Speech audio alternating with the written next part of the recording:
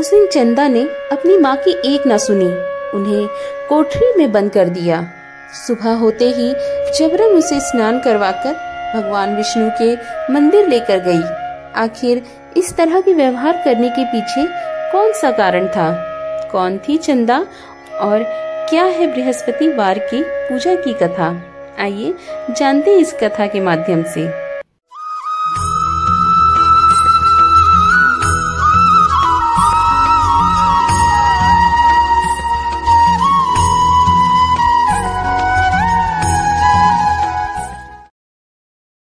हरे कृष्णा। सालों पहले एक गांव में एक गरीब धार्मिक ब्राह्मण रहता था, जिसकी कोई संतान नहीं थी। वह रोज नहा धोकर मन से देवताओं की पूजा करते हुए संतान की मांग करता, लेकिन ब्राह्मण की पत्नी खूब आलसी थी। वह न स्नान करती थी और न ही पूजा पाठ। पत्नी की इस आदत से ब्राह्मण दुखी रहता था। ब्राह्मण के धार्मिक गुणों से उसके घर में जल्दी ही संतान के रूप में एक पुत्री ने जन्म लिया। ब्राह्मण ने उसका नाम चंदा रखा। चंदा ब्राह्मण की ही तरह धार्मिक थी। जैसे जैसे वो बड़ी हो रही थी, पूजा पाठ में उसका मन भी उतना ही लगने लगा। वह हर रोज सुबह उठती, स्नान करती और भगवान विष्णु का ध्यान व जप करती।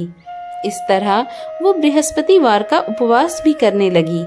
इससे ब्राह्मण के घर की गरीबी भी दूर होती गई। हर दिन पूजा पाठ करने के बाद वह पढ़ने के लिए विद्यालय भी जाती। विद्यालय जाते समय वह अपनी हाथों की मुट्ठियों में जौ भरकर विद्यालय के रास्ते में गिराती जाती। जब वह विद्यालय से वापस घर के लिए आती तो गिराए हुए जौ के दाने सोने में बदल जाते, जिन्हें उठाकर वह घर लेकर चली आती थी।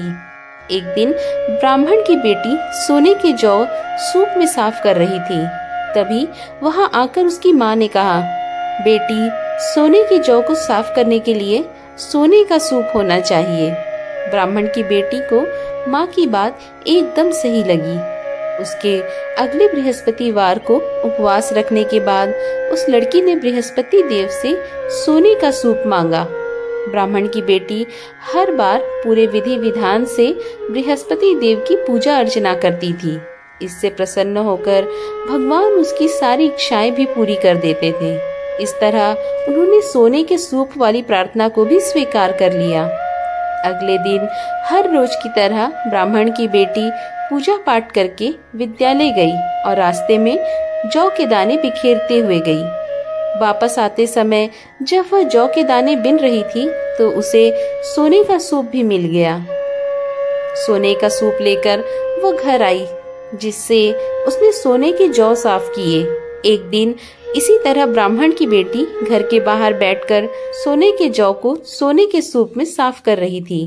तभी उसके घर के सामने से एक राजकुमार गुजर रहा था।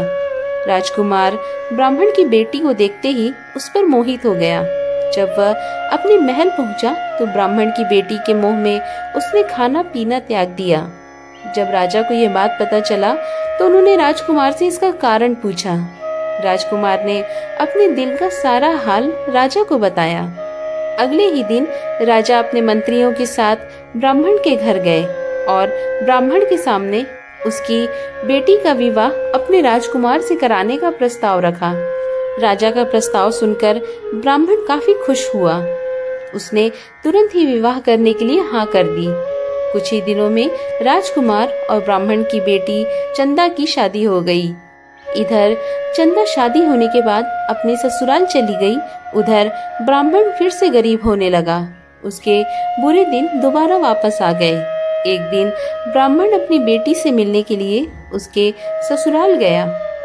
पिता की हालत देखकर उसने बहुत सारा धन देकर ब्राह्मण को विदा किया। बेटी का दिया हुआ धन कुछ ही दिनों में खत्म हो गया और ब्राह्मण गरीबी की वजह से परेशान हो गया।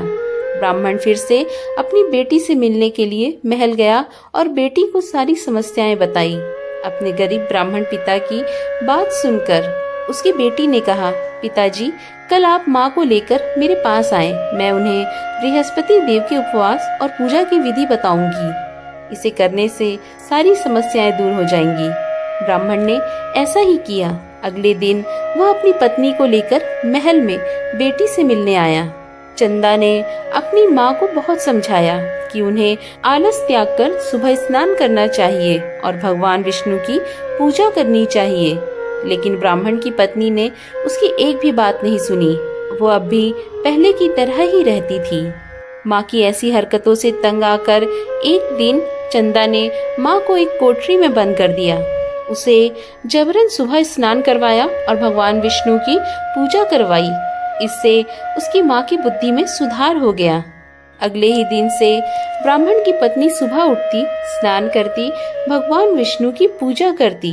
साथ ही चंदा के द्वारा बताए अनुसार वह हर बृहस्पतिवार के दिन उपवास भी करने लगी। इससे प्रसन्न होकर बृहस्पति देव ने उनकी सारी गरीबी और समस्याएं दूर कर दी।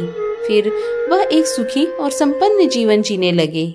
इस व्रत के प्रभाव से मृत्यु के बाद ब्राह्मण और उसकी पत्नी को स्वर्ग के द्वार भी प्राप्त हुए। इसी तरह की सुंदर कथाओं का निरंतर श्रवण करने के लिए अपने इस चैनल को जरूर सब्सक्राइब करें।